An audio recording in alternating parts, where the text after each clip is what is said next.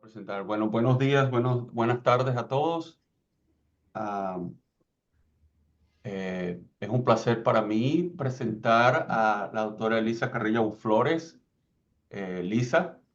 Lisa es un profesor asistente en el Departamento de Bioquímica y Molecular Biology en UT Health, en University of Houston.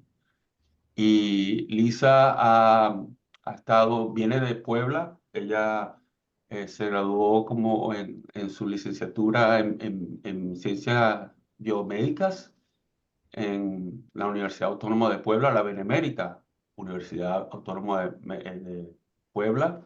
Y después hizo su maestría ahí y se mudó luego a la Universidad Nacional Autónoma de México en la Ciudad de México, donde hizo su doctorado. Ah, Lisa hizo dos postdoctorados, uno en la UNAM, otro en donde está ahora, en la Universidad de Texas, en Health, en Houston. Ah, Tuvo una pasantía muy corta en la Universidad del Pacífico, acá en Stockton. Y y la verdad es que Lisa es una persona trabajadora, me consta de primera mano, y va a ser un placer oír su presentación hoy. Eh, Les recuerdo a los participantes que ustedes pueden hacer preguntas. Si desean hacerlo, por favor, abran su micrófono y hagan la pregunta. Estoy seguro que Lisa estará muy complacida de responder las preguntas que tengan. Y si no están hablando, por favor, mantengan el micrófono cerrado para que no haya ningún sonido en la parte externo interfiriendo con la presentación. Así que sin tener más retrasos, les presento a la doctora Elisa Carrillo Flores. Y bueno, bienvenida, Elisa. Muchas gracias por la invitación y la presentación. Ahora déjame ver que esto funcione, porque soy buenísima perdiéndome. Gracias por la presentación, la invitación y la espera. Una disculpa, no soy muy buena haciendo estas cosas. Bueno, el día de hoy les voy a hablar de un artículo que publicamos hace tiempo en The Journal of Neuroscience, pero que a mí se me hace muy importante porque es uno de los trabajos, uno de los proyectos que sigo investigando, ¿no? Entonces, el título de este artículo lleva por nombre Actividad dependiente de la inhibición de los receptores AMPA, los cuales se inhiben por zinc, el cual realizamos en el laboratorio de la doctora Hayar Aman, aquí en la Universidad de Houston. Y bueno, espero no hacerles tan larga la introducción, y el artículo lo modificó un poquito de acuerdo a la secuencia. Como nosotros sabemos, la percepción y la información que tenemos del mundo se procesa y se transmite a través de la unidad funcional que son las neuronas. Las neuronas tienen una gran diversidad de proteínas que permiten una transmisión eficiente de esta información. Pero para que esto ocurra necesitamos una entrada excitatoria. Esta entrada excitatoria está principalmente gobernada por el neurotransmisor glutamato. Este glutamato viene y se une a receptores a glutamato, como lo son AMPA, NMDA y kainato. También tenemos dentro de este mismo grupo a otro receptor, que es el receptor delta, que aunque no es activado por glutamato, presenta características similares estructurales a estos otros receptores.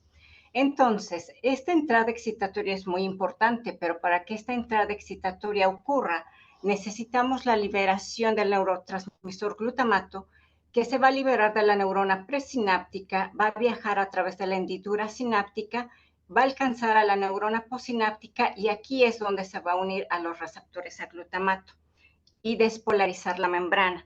¿Cómo ocurre esta despolarización? Bueno, aquí les presento otra imagen donde se esquematiza cómo ocurre la despolarización. Esta barra o este diagrama de colores muestra cómo los voltajes se van incrementando, y este es una caricatura de una neurona donde vamos a registrar 3 puntos.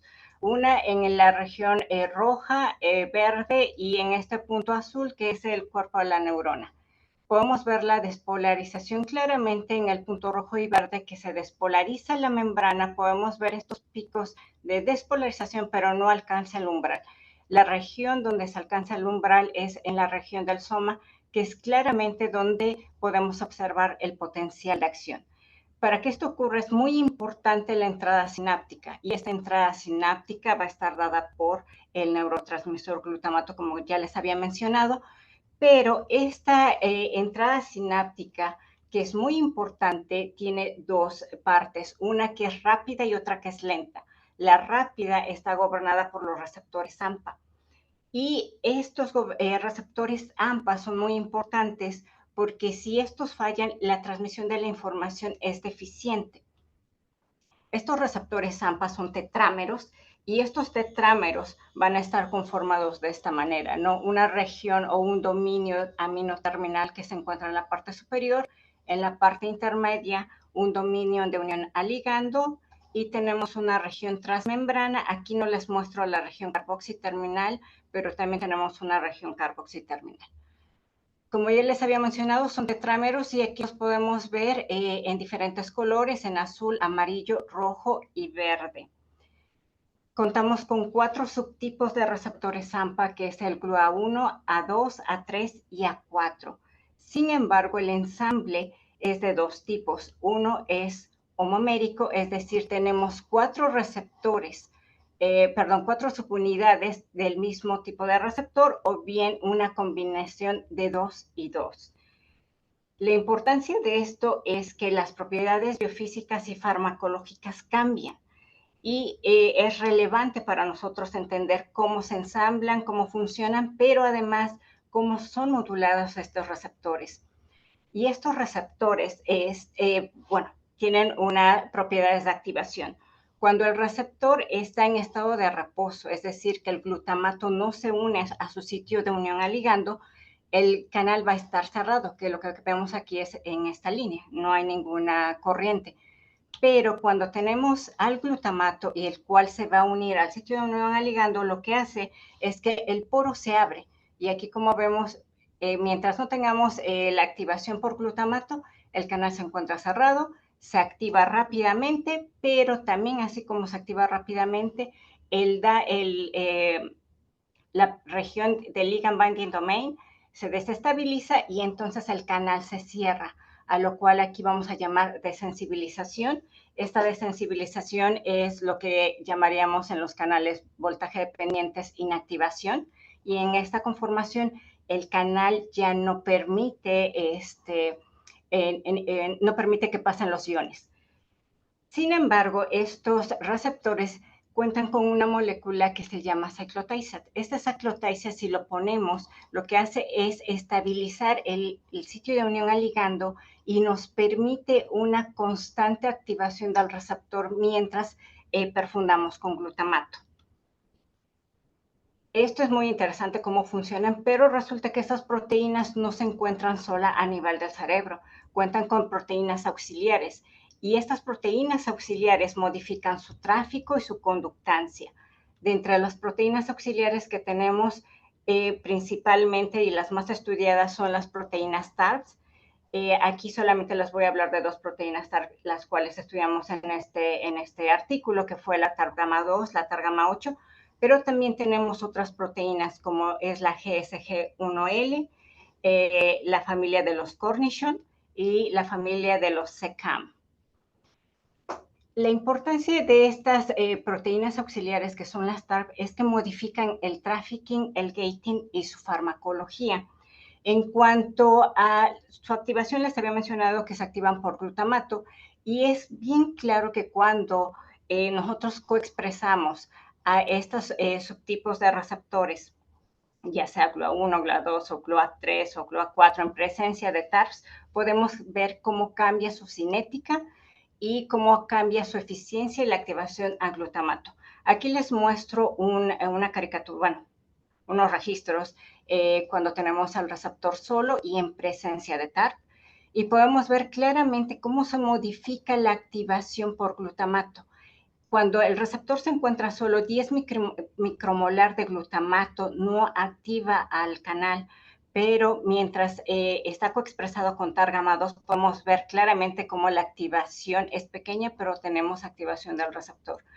Cuando incrementamos la concentración de glutamato es claramente en el receptor solo que la activación es menor, mientras que con TAR la activación es mucho mayor. Eso es, por un lado, otra de las cosas importantes que sucede con esta interacción entre estos receptores y las proteínas auxiliares, es que presentan una corriente residual. Si podemos ver aquí, una vez que se alcanza lo que es la desensibilización, no hay más transducción de corriente, pero en esta parte podemos ver claramente que tenemos una corriente residual. Otra de las cosas importantes que suceden con este tipo de proteínas auxiliares es que incrementan el trafficking. Si comparamos la amplitud de la corriente de estos dos registros, es claramente mayor cuando tenemos a las subunidades auxiliares. Ahora bien, resulta que hay modelos animales donde han hecho knockouts de proteínas auxiliares. En este modelo que les voy a presentar hicieron un knockout de las proteínas auxiliares TAR gamma 2 y TAR gamma 7. Y en este caso se observó que cuando hay una alteración de estos proteínas auxiliares, podemos ver claramente que la conducta motora se altera. Este es un video donde les muestro a un ratón normal y es el ratón knockout de TAR gamma 2 y TAR gamma 7. Si podemos ver, la cuestión afectada en este ratoncito. Resulta que en este mismo trabajo también realizaron knockouts individuales, es decir, hicieron el knockout de TAR gamma 2 o de TAR gamma 7, pero cuando se rehacen esos knockouts, se puede observar que la alteración no es tan drástica cuando se hace el doble knockout, lo que nos indica que mientras una de las proteínas auxiliares esté presente, va a compensar la actividad de la otra proteína auxiliar. Y entonces, bueno, se nos hace muy interesante tratar de entender cómo funcionan, pero no solo cómo funcionan, cómo es su farmacología y todo esto, ¿no? Entonces, otra de las proteínas auxiliares altamente estudiadas en los últimos años es la proteína auxiliar TAR gamma 8. Y la importancia de esta es que presenta algo que le llamamos resensibilización. Lo que podemos ver aquí es un registro de una corriente donde se activa rápidamente, desensibiliza, pero llega a un punto de equilibrio. En este punto de equilibrio otra vez vuelve a conducir y entonces a esto lo llamamos resensibilización. Y es en el único caso que podemos ver esta característica de las proteínas auxiliares TAR. Y no sucede mientras estas proteínas auxiliares están ausentes. La manera que creemos que sucede es porque una vez que el neurotransmisor glutamato se une al sitio de unión al ligando, el receptor se abre y permite el paso de los iones, pero rápidamente se desacopla y se cierra. Sin embargo, las proteínas TARP lo que hace es que se van a acoplar al sitio de unión al ligando, estabilizan otra vez el sitio de unión al ligando y permiten la reconducción de iones a través del poro. Y eso lo hace muy interesante, además de que está altamente expresado en la corteza, en hipocampo, en hipotálamo. También la otra TAR altamente expresada es TAR gamma 2. En este caso también se ha descrito lo que es un compuesto que es el LI 313048-1, que es un antagonista selectivo de estos receptores AMPA en presencia de TAR gamma 8, y cuando se usa esta droga permite la reducción de los procesos epilépticos.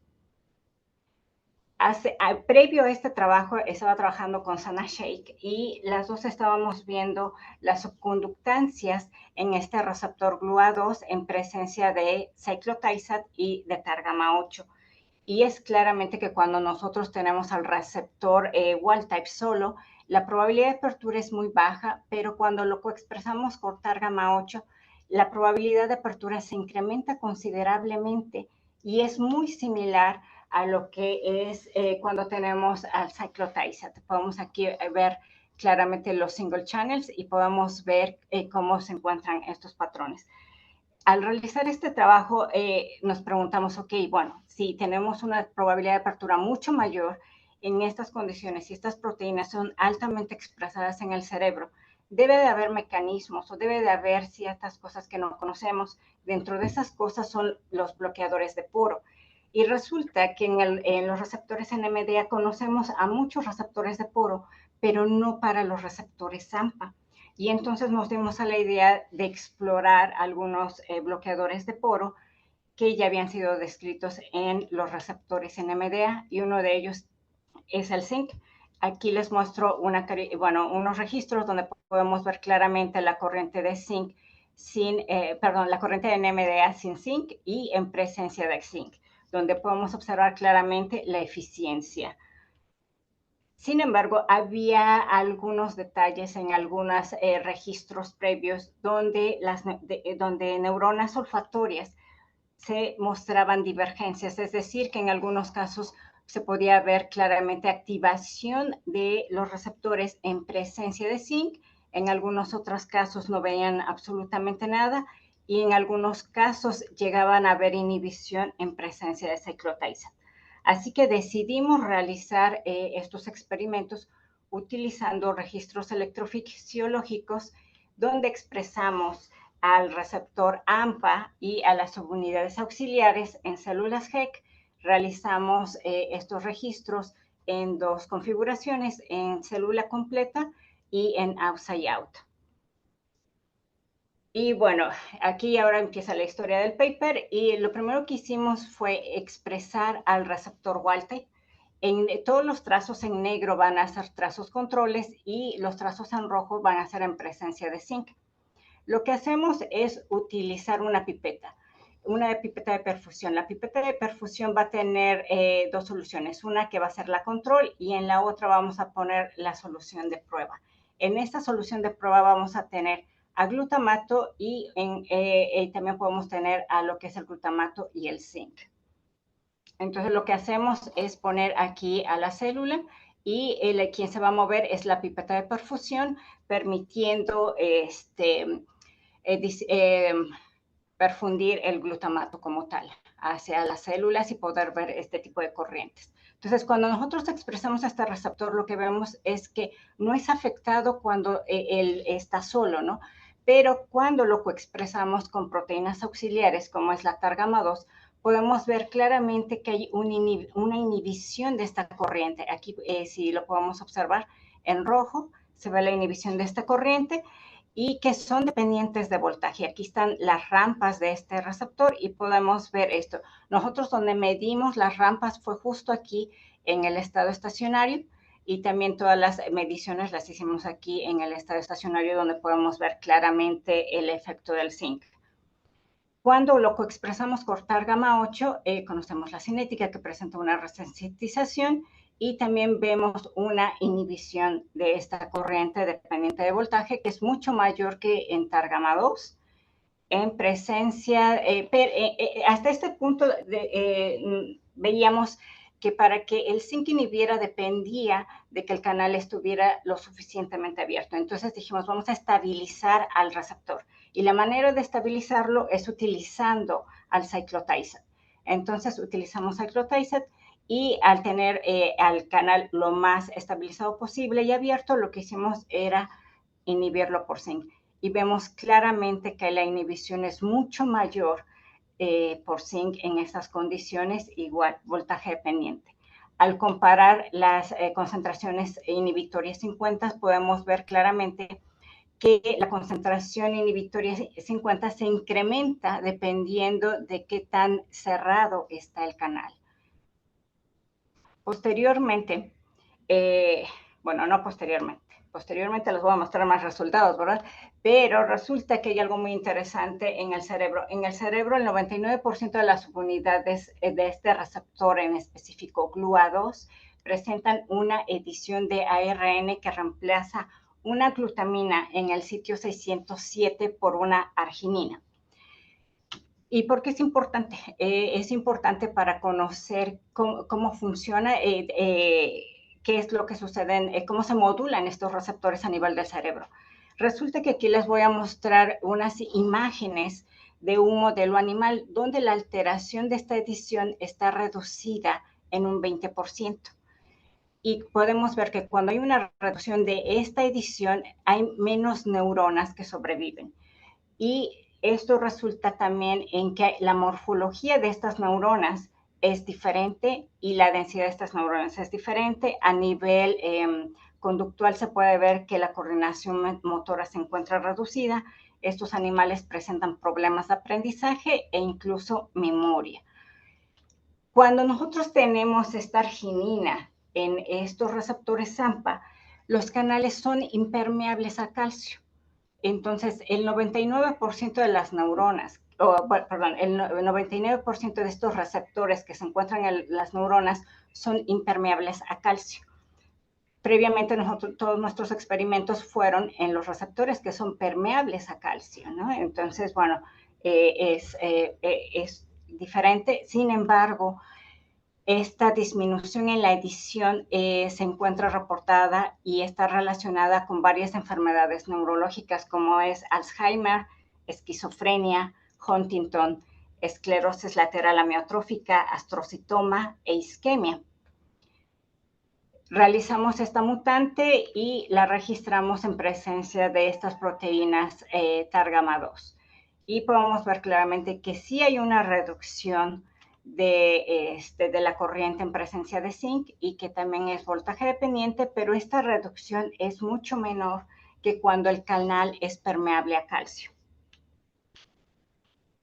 Sin embargo, justo en este momento que estábamos haciendo este artículo, Salpietro, sale el paper de Salpietro y vemos que hay una mutación de novo justo en este sitio, que es el 607, donde la glutamina es reemplazada por un ácido glutámico. Y entonces aquí lo que ellos muestran es que estos pacientes que presentan esta mutación de novo presentan retrasos graves en el desarrollo, lo cual, bueno, hacía más relevante conocer qué sucedía aquí con zinc. Expresamos hicimos la mutante, expresamos este receptor y lo que observamos es que se activa rápidamente, desensibiliza, pero alcanza el equilibrio rápido y podemos ver que estas proteínas presentan una gran corriente residual. Al colocar el zinc podemos ver claramente cómo esta corriente se inhibe y que también es dependiente del voltaje, pero que incluso pareciera que esta inhibición es mucho mayor que en los previos estudios que les había mostrado cuando tenemos a la proteína TAR presente. Perdón. Y se nos hacía muy relevante porque, bueno, es una mutación de novo. Estamos presentando que dependiendo del aminoácido que se encuentra en este sitio, se puede bloquear más o no las corrientes. Aquí lo que les muestro es una compilación de todas las dosis respuesta y lo que vemos es que mientras el canal esté más abierto, la inhibición de zinc es mucho mayor. Cuando comparamos solamente estas tres dosis respuestas, donde podemos comparar la TARGAMA2, es claramente que la inhibición de la corriente residual depende del aminoácido que se encuentra en estos constructos. Y en este caso, la concentración inhibitoria 50 también se incrementa dependiendo del aminoácido que tenemos en estos receptores. Ahora bien, teniendo en cuenta de que teníamos toda esta historia, también decidimos hacer registros de outside out para hacer registros de single channels y corroborar que todo estaba en la misma historia, ¿no? Que corroboraran los single channels con los registros de célula completa. Y aquí les muestro los registros de single channels en presencia de cyclotizid y en presencia de zinc. Esta es la gráfica que representa todo lo que serían los canales de single channels en estado control y en presencia de zinc. Si podemos ver, la inhibición de zinc es altamente considerable y en presencia de TARGAMA8 tenemos inhibición de zinc, pero es menor que cuando tenemos cyclotizid y en presencia de TARGAMA2. En presencia de TARGAMA2, la inhibición de zinc es menor. bueno, lo que corrobora los registros electrofisiológicos de célula completa y estos de single channels. Posteriormente se nos ocurrió que podríamos hacer algo más, tratar de mimetizar lo que es la transmisión sináptica, pero para ese entonces y hasta la fecha no hacemos registros en rebanadas, pero para poder lograr la transmisión sináptica decidimos utilizar nuestra perfusión. Bueno, en el caso de la transmisión sináptica sabemos que necesitamos una neurona presináptica y una neurona posináptica. De la neurona presináptica se va a liberar el glutamato, va a viajar por la hendidura y va a llegar a la neurona posináptica para activar a los receptores al glutamato. Entonces, en la neurona presináptica lo que vamos a tener van a ser vesículas de estos neurotransmisores que en condiciones de reposo no se van a liberar, pero una vez que tenemos una estimulación lo suficientemente fuerte para que estos neurotransmisores, estas vesículas de neurotransmisores se fusionen a la membrana y sean liberados. Este tipo de estimulación va a depender. Si una estimulación es lo suficientemente fuerte, vamos a ver una mayor liberación del neurotransmisor y por ende podremos tener una mayor estimulación. Cuando la estimulación es muy débil, lo que vamos a ver es poca activación de estos receptores. La manera en cómo mimetizamos esta transmisión sináptica fue utilizando un pulso de 1 milisegundo de 10 milimolar de glutamato a una frecuencia de 10 Hz. Lo que hacemos es usar esta pipeta es la que se va a mover a 10 Hz y vamos a permitir tener este tipo de registros. Toda esta serie de registros donde podemos ver la primera estimulación de los receptores AMPA y las subsecuentes dependiendo de la estimulación a 10 Hz. Claramente podemos ver en negro, que es el control, y el rojo, que es el de zinc. Lo que vemos aquí es que cuando tenemos al receptor wild type solo, no vemos una inhibición significativa de zinc, pero cuando utilizamos cyclotizat y el canal se estabiliza, podemos ver claramente que hay una inhibición considerable de este zinc que usamos. Ahora, en presencia de TAR gamma 2 también podemos observar claramente la inhibición en estos registros, pero es mucho menor que cyclotizat. Vemos también inhibición en presencia de TAR gamma 2, que es también menor que cyclotizat, y en esta edición de este receptor podemos ver que también hay inhibición, claro, mucho menor que las anteriores. Cuando hicimos los mismos experimentos, pero ahora en este constructo de la mutación de novo, podemos ver claramente que esta inhibición es mucho mayor si comparamos solamente a los receptores en presencia de TARP. Y hasta aquí dijimos, ok, se ve muy bonito, pero quizás sea tiempo de utilizar neuronas. Y entonces aislamos neuronas corticales y para estas neuronas corticales hicimos exactamente lo mismo, el mismo tipo de estimulación.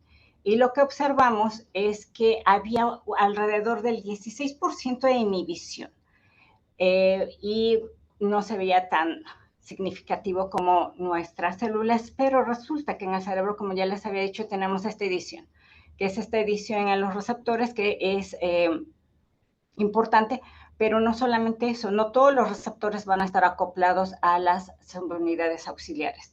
Entonces, bueno, al final esta reducción que es significativa del 16% nos está hablando de que hay una relevancia fisiológica de la inhibición del zinc en estas neuronas. Esta es, en resumen, lo que podemos ver como la inhibición en este tipo de registros ocurre en estas preparaciones y que son significativas y que esto depende de qué tan abierto está el receptor AMPA. Sin embargo, dijimos, no, ahora tenemos que hacer algo más. Entonces nos dedicamos a hacer registros de potenciales postsinápticos excitatorios, para lo cual usamos las mismas neuronas de ratón, y lo que hicimos fue cultivar estas neuronas por alrededor de 14 a 21 días. El objetivo es poder tener muchas interacciones, conexiones entre estas neuronas y poderlas registrar, ¿no? in vitro. Resulta que después de los 14 a 21 días podíamos observar claramente potenciales de acción espontáneos. En estas condiciones es en el momento que nosotros decidíamos hacer nuestros registros y para ello utilizábamos el bloqueador de sodio, de los canales de sodio, que es tetrodotoxin. Utilizábamos el inhibidor de GABA, bicuculin, y utilizábamos un inhibidor de los receptores NMDA, que es magnesio.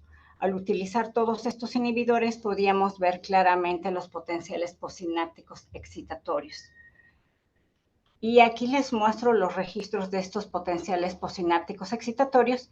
Aquí les muestro 3 registros controles y podemos ver claramente su amplitud, su distribución en frecuencia y cuando utilizábamos 1 milimolar de zinc. Y claramente pudimos observar que hay una disminución en la amplitud de estos registros y también en su frecuencia. Algo que lo hace importante para nosotros es que las vesículas de neurotransmisores a glutamato no están solas, también presentan zinc, vienen acompañadas de zinc y la concentración de zinc es de alrededor de 1 milimolar, lo que se ha podido calcular, la máxima concentración. Entonces decidimos utilizar un quelador de zinc para evaluar qué pasaba con este zinc endógeno en las neuronas, en este sistema. Y lo que utilizamos fue este quelador del zinc, que es ZX1 a una concentración de 100 micromolar. Como podemos ver aquí, otra vez son los registros en condiciones control y aquí en presencia del quelador. En este caso no pudimos ver ninguna modificación significativa en cuanto a la amplitud, pero sí pudimos observar un incremento en la frecuencia de estos potenciales postsinápticos excitatorios. Esto lo que hace relevante nuestro trabajo es que efectivamente el zinc está presentando una modulación fisiológica. Y bueno, hemos llegado a la parte final del artículo y no me queda más que concluir con esto, que bueno, que el zinc lo que está haciendo es modulando fisiológicamente a los receptores AMPA como un bloqueador de poro y que este trabajo nos abrió las puertas para tratar de buscar otros bloqueadores de poro y no solamente eso, tratar de entender más allá cómo funcionan estas proteínas auxiliares. En cuanto al artículo, podemos ver claramente que la inhibición del zinc va a depender de qué tan abierto está el canal y este canal va a estar abierto dependiendo de qué tipo de proteínas auxiliares estén acopladas. Si las proteínas auxiliares son gamma 8, va a estar mayormente abierto y entonces la inhibición puede ser mucho mayor. Y que también depende del aminoácido que se encuentra en el sitio 607. Y bueno, no me queda más que agradecer al laboratorio de la doctora Basanti Jayaraman, en especial a Sana y a Nidi, que fueron las personas que me ayudaron en estos trabajos. También a los integrantes nuevos y residentes en el laboratorio, que es Ulises, Anidita y Paula Bender. Bueno, no sé si tienen preguntas. ¿Se me escucharon? Bueno, muchísimas gracias, Lisa. Entonces, abrimos preguntas de los participantes. Por favor, abran su micrófono y también muestren su video. Ramón. Sí, gracias por... Aprendí mucho, ¿eh? Así que te lo agradezco. Es un campo ajeno a mi especialidad, pero Elisa, ¿cuál es la evidencia que tienes que realmente es un bloqueador del poro? Porque nosotros estabilizamos al receptor con cyclotizet. Cuando nosotros estabilizamos a estos receptores con cyclotizet, lo que sucede es que la desensibilización, abolemos la desensibilización. Y entonces es en ese momento en que podemos evaluar si tenemos bloqueadores de poro, ¿no? Sí, claro, pero eso es cierto que es estado dependiente, ¿no? ¿Verdad? Eso es lo que estás demostrando. Pero quisiera saber cuál es la evidencia que tienes que se está metiendo en el poro. Porque puede estar en otro lado, ¿no? Bueno, la otra evidencia es que, bueno, estructuralmente Hay alguna evidencia. los receptores NMDA son muy parecidos a los receptores estructuralmente AMPA, ¿no? Son parecidos. Entonces tenemos evidencia de los receptores NMDA de que efectivamente se están uniendo al poro.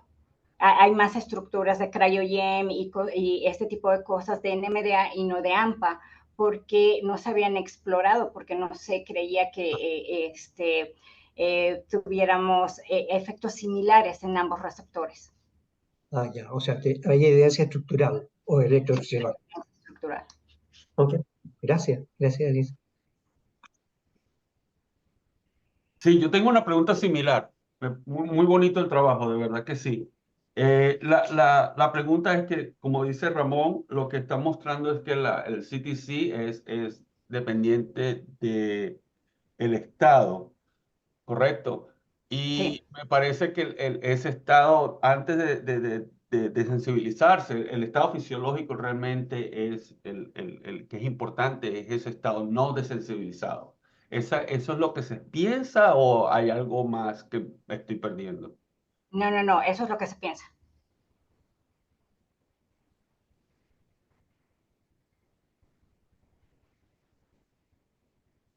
Yo tengo una pregunta. Sorry. Hola. Gracias, Elisa, por la presentación. Muy bonitos los datos. Desde mi ignorancia, al comienzo de la presentación, los datos sobre el doble mutante, en esos sistemas de knockout, ¿eran inducibles o eran constitutivos los knockouts? Déjame recuerdo. Eran inducibles. Eran inducibles. Oh, excelente. Entonces, en ese caso, ¿cuál es la relevancia fisiológica de tener estas dos subunidades en donde una puede compensar a la otra? A menos de que estas dos subunidades, la gamma 1 y la gamma 2, se expresan en poblaciones diferenciales en la corteza o se coexpresan. Puede ser redundancia, que siempre pasa alto en fisiología, pero just in case. Resulta que las subunidades TARP se expresan en diferentes regiones, pero en algunas regiones, como la TAR gamma 8, se expresa mayormente en hipocampo, pero no se expresa en cerebellum. En cerebellum, quien se expresa es TAR gamma 7 y TAR gamma 2. Por eso es que usan esta mutante. Lo que hacen es irse específicamente por aquellas TARPs que de alguna manera pueden darnos una relevancia en estudios de coordinación motora.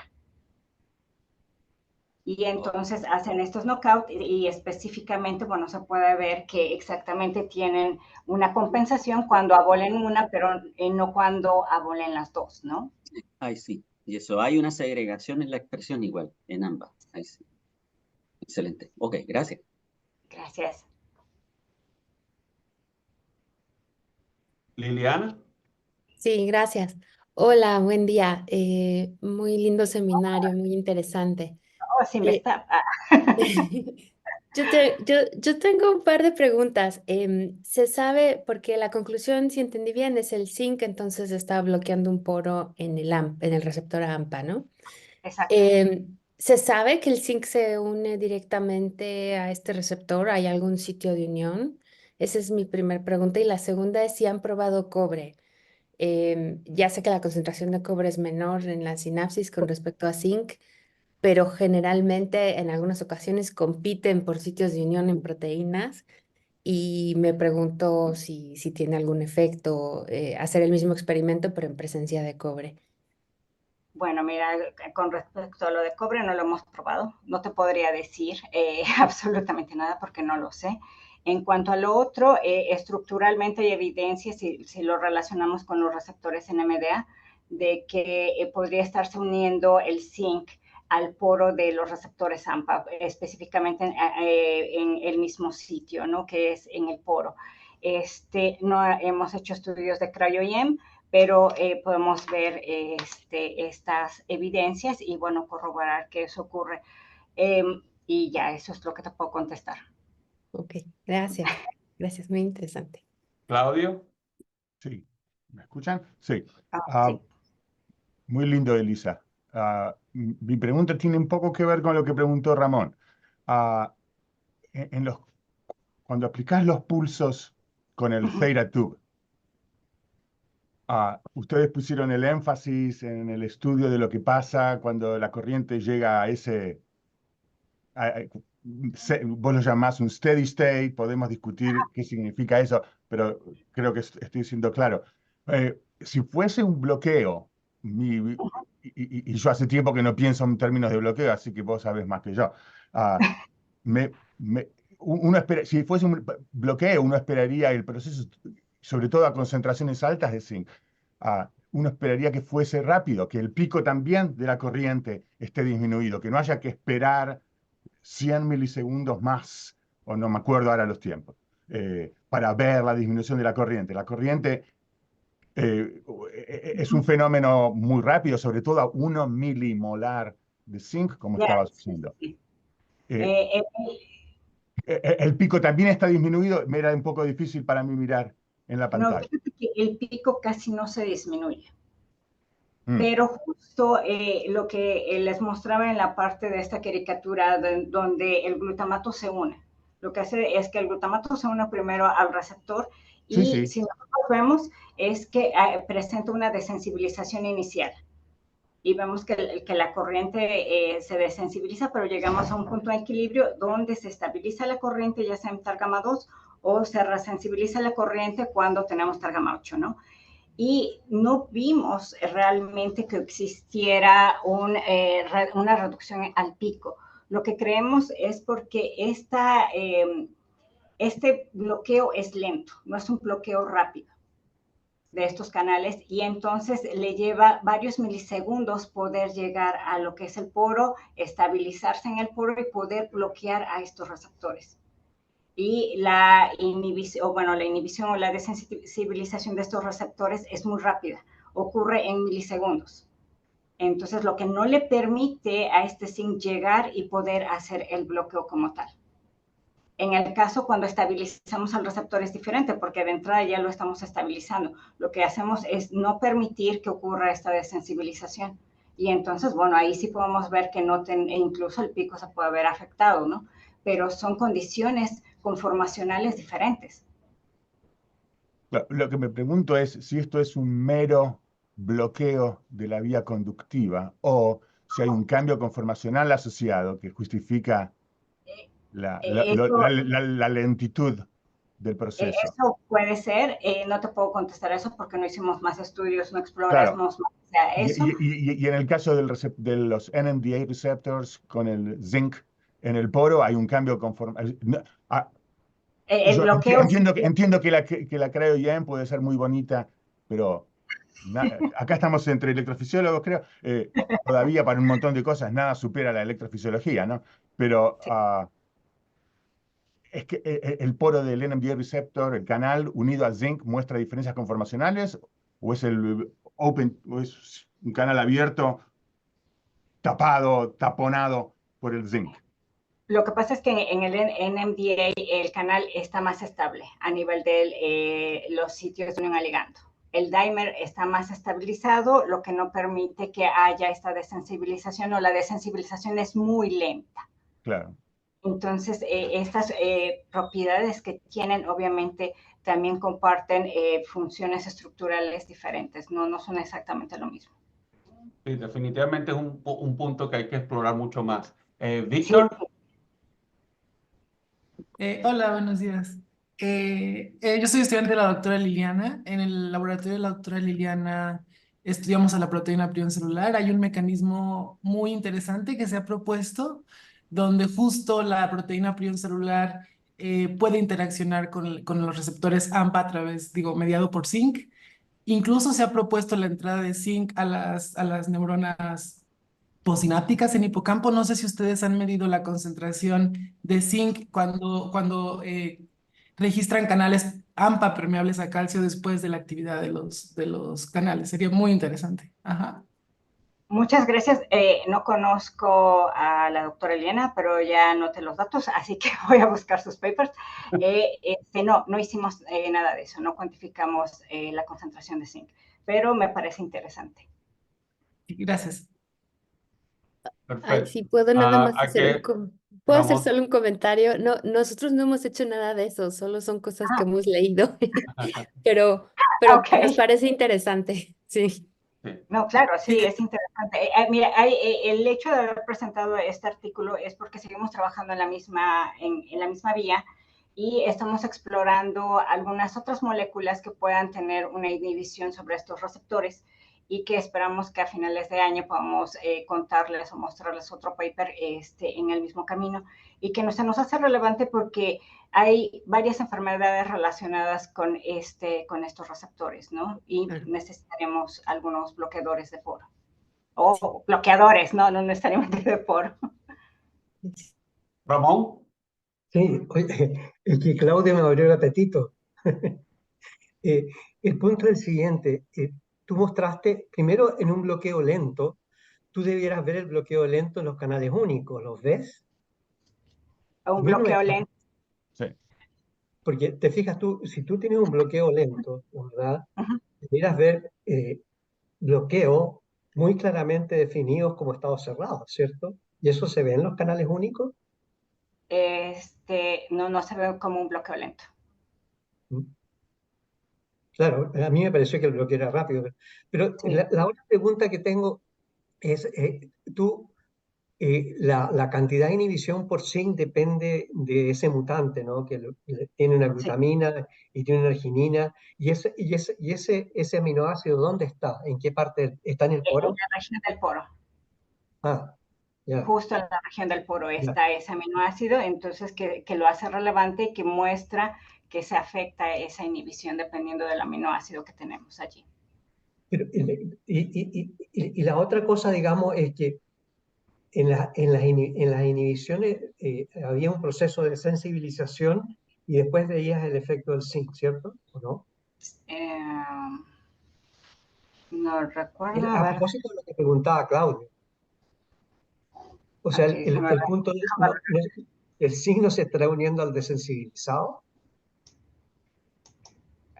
déjame ver otra vez dónde está la presentación, a ver si lo puedo lograr otra vez. No, pero si no, no importa. Es que esas cosas como que son antiguas, entonces uno reacciona. Entretenido. Claro. Ok, déjame ver si esto funciona. No sé si lo puedes ver. Ya, sí, sí. Está perfecto. Entonces, bueno, ok, perdón, creo que era para arriba. Y soy lenta y soy mala con esto, y mejor déjame me salgo de aquí. Y lo transmitimos aquí. Ah, yo Entonces puedo. aquí es lo que podemos ver, ¿no? El canal se activa rápido y desensibiliza rápido, era lo que tú me decías, ¿no? Sí, sí, sí, sí. Y el efecto del, Entonces, y el efecto del zinc es mayor en el caso que está totalmente abierto. ¿Ese es el punto? ok, espera, yo me equivoqué de diapositiva. Mm. Justo aquí. Entonces aquí podemos ver que la inhibición depende no de qué cambió, canal Lisa. va a estar. ¿Perdón? No cambió la diapositiva. Oh, no cambió. Oh, bueno,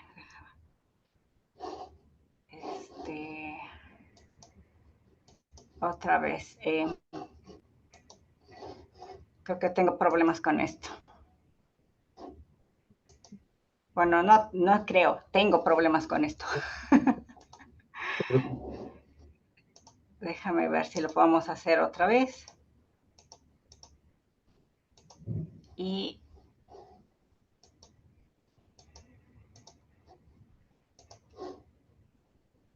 ahí está. ¿Lo puedes ver? Sí, sí, sí.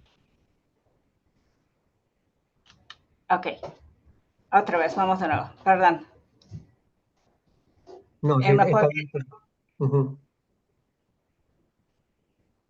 si podrías repetir otra vez? Ya. Entonces el zinc lo agregas al comienzo del pulso. Sí, el zinc lo agrego justo aquí. Justo esta línea que ves aquí es el sitio donde vamos a agregar el zinc. Sí, ok. y Ujú. está justamente al mismo tiempo que el glutamato. Ya. Entonces, si ven aquí, las corrientes al pico no se ven alteradas. Ujú. Solamente la alteración se observa cuando tenemos totalmente estabilizado al canal con Sí, sí, sí. Cytosine. No, está bien. No, y ahí tienes que, cuando está totalmente abierto, el efecto del zinc es mayor, ¿no? Sí, Sí, es está mucho bien. mayor. Gracias, Elisa. Perdón, pero No, no hay problema. Bueno, ya estamos al final de la hora. De hecho, estamos comenzando la nueva hora. Así que me gustaría invitar a todos a, para la próxima edición de nuestro seminario. Y por supuesto, antes de eso, agradecer una vez más a la doctora Carrillo por su presentación. Yo aprendí un montón. Yo no conozco nada de receptores. Así que felicitaciones por el paper y su presentación que estuvo muy buena. Y de nuevo, la próxima edición de nuestros seminarios va a ser el 12 de abril. Vamos a tener al doctor Camilo Pérez de University of Georgia presentando en nuestros seminarios. Muchas gracias por estar presente acá y los veo pronto. muchas gracias.